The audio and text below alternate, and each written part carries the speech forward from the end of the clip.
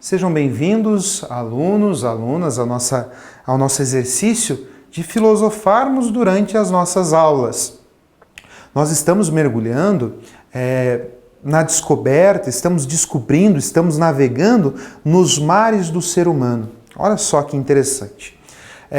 Na medida em que nós usamos a filosofia para pensar, por exemplo, nos nossos sentimentos, estamos exercendo uma atitude de autoconhecimento. O que seria isso, professor, uma atitude de autoconhecimento? Seria uma atitude de descoberta de nós mesmos. Ou seja, nós pensamos naquilo que somos, naquilo que nos caracteriza, naquilo que nós expressamos, naquilo que nós sentimos. Ou seja, pensar nos nossos sentimentos significa se conhecer, conhecer a nós mesmos. Já fez essa pergunta hoje para você? Quem sou eu? É muito fácil responder essa questão de quem sou eu. Você diz o seu nome. Eu sou Alex, eu sou o Júlio, eu sou o Fábio, eu sou a Larissa. Então, são algumas questões que a gente precisa. E agora? O que mais somos nós além do nosso próprio nome? De que forma nós nos relacionamos, de que forma nós nos colocamos, de que forma nós nos construímos. E a filosofia tem sido um exercício bem legal para fazer isso. Por isso que nessa aula, então, a gente vai tentar compreender como nós nutrimos os nossos sentimentos, de onde vêm os nossos sentimentos e como que é a nossa forma de se relacionar com esses sentimentos. Por isso que eu convido vocês a observarem essas imagens que eu vou colocar para vocês aí agora nesse momento. Observem lá. Nós temos aqui, nesse processo de descoberta, de observação e de autoconhecimento de nós mesmos e dos nossos sentimentos, nós temos algumas crianças. O que essas crianças estão fazendo nesse momento? O que elas estão observando? Será que elas estão sentindo alguma coisa nesse momento em que elas entram aí em contato com essas obras de arte, com esses retratos, com esses quadros? Você já já praticou um exercício semelhante a esse, de repente de ficar na frente de um quadro, de uma obra de arte e observar o que ela expressa, o que ela mostra? Será que alguns desses quadros ali são mais tristes, outros mais alegres e felizes? De que forma eles interferem na nossa vida? E é claro, nessa atitude de conversa que nós podemos ter também. Seria possível sentir algo por alguma coisa ou os nossos sentimentos são sempre relacionados a uma pessoa, a um ser humano? Arte e sentimentos podem ser relacionados? Será que a gente consegue expressar o nosso sentimento numa obra de arte? É possível sentir coisas diferentes pela mesma pessoa? Por exemplo, é possível sentir algo pelos animais? Essas são perguntas que nos vão acompanhar nesse processo de conhecimento e na nossa aula de hoje. Justamente para que a gente possa, como eu já disse, fazer esse exercício de se autoconhecer, de se autodescobrir, descobrir quem somos nós. Vejam bem, dentro desse processo nós podemos nos perguntar: é possível ter um sentimento por alguma coisa que não seja o próprio ser humano? É possível sentir algo por alguma coisa que não faça parte, por exemplo, da nossa realidade? Percebam que os sentimentos, eles sempre surgem, o mundo nos afeta. Essa ideia de que o mundo nos afeta, ela é muito interessante, porque tudo aquilo que o mundo nos apresenta, tudo aquilo que a nossa sociedade mostra, esse olhar para fora, perceber o quanto o mundo nos afeta, se torna uma tarefa importante para a filosofia. Lembrem-se de filmes que você possa ter assistido, filmes muito tristes, onde o choro aparece, filme onde o seu sentimento é expressado. O filme de terror, aquele filme que nos assusta, que nos dá medo, o nosso coração acelera, que dá vontade de a gente sair correndo da sala. Filmes de romance, onde nós nos apaixonamos pelas personagens e nós sentimos aquele amor, as lágrimas também correm. Ao mesmo tempo, os filmes que nos fazem rir até chorar. Percebam como os filmes, eles interferem na nossa vida, eles nos afetam. O choro apareceu no momento de tristeza do filme, apareceu no momento de paixão do filme, de um sentimento legal, um sentimento importante, e apareceu também no momento de alegria, e pode aparecer no momento de medo, no momento de pânico. Vejam como essas percepções que nós temos no mundo, eles nos afetam. As obras de arte também são isso. Por exemplo, Você consegue expressar o seu sentimento, a forma como você está naquele dia, através de um desenho? Ah, professor, eu não consigo não.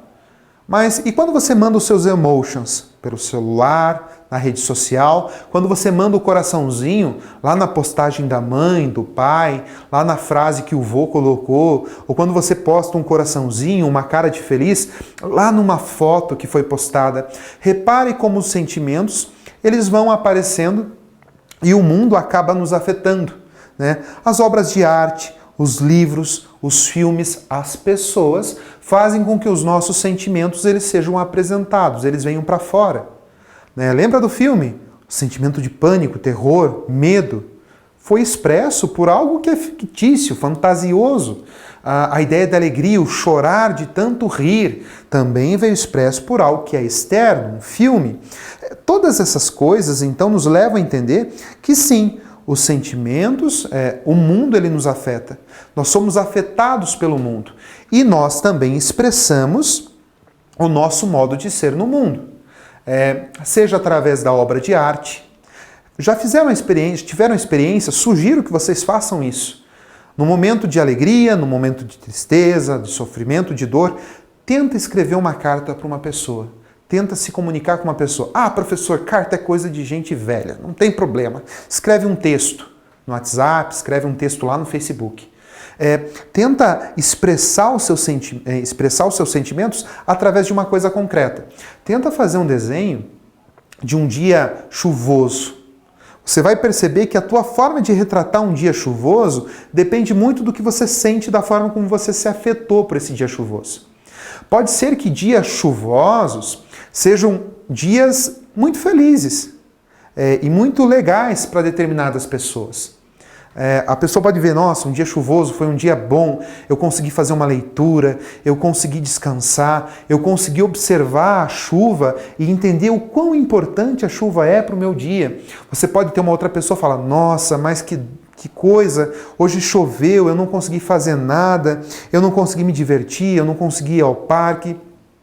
O mundo nos afeta. Tudo aquilo que o mundo nos oferece acaba fazendo com que os nossos sentimentos, eles sejam, a palavra é difícil, mas o sentido não é tanto, exteriorizados. Significa que eles saem de dentro de nós e vêm para fora o tempo todo. Eu deixo algumas perguntinhas para vocês, como por exemplo, quais sentimentos por exemplo, o mundo desperta em você? As obras de arte, quais sentimentos são despertados em você?